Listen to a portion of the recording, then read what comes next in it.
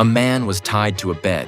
A woman placed her foot on his chest, then slowly moved it up to his face. The man couldn't take it. He struggled desperately, but it was useless. His limbs were tightly bound, leaving him no choice but to beg the woman to let him go. But she wouldn't listen to a word he said. Instead, she slapped him across the face again and again, forcing unwanted intimacy. This man was successful in his career and once had a picture-perfect life, a loving wife, a son and daughter, all living together in a luxurious home he had designed himself. But on Father's Day, that ideal life shattered. The family had planned to attend a party to celebrate the occasion, but the man had to stay behind for work. His wife took the kids on a beach vacation instead. That night, a heavy storm rolled in. Alone, the man stayed up late working, sipping red wine, fully absorbed in his creative flow. Suddenly, a knock at the door broke his concentration. Standing outside were two attractive young women asking for help. They had been trying to get to a friend's house but had gotten lost. Their phones had died in the downpour, and they hoped to use his phone to contact their friend.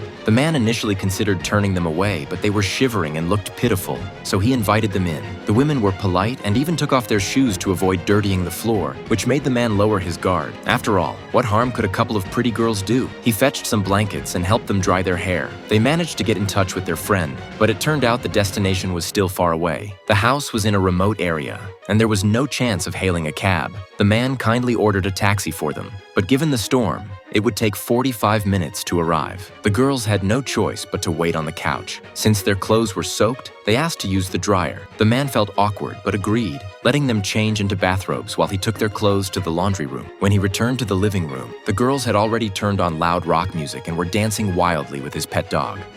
An unsettling sight for the man. Sensing his discomfort, they settled down on the couch. The group began to chat. The girls were very talkative, always finding new things to discuss. When they learned he was home alone, they immediately hugged him and insisted they help him celebrate Father's Day.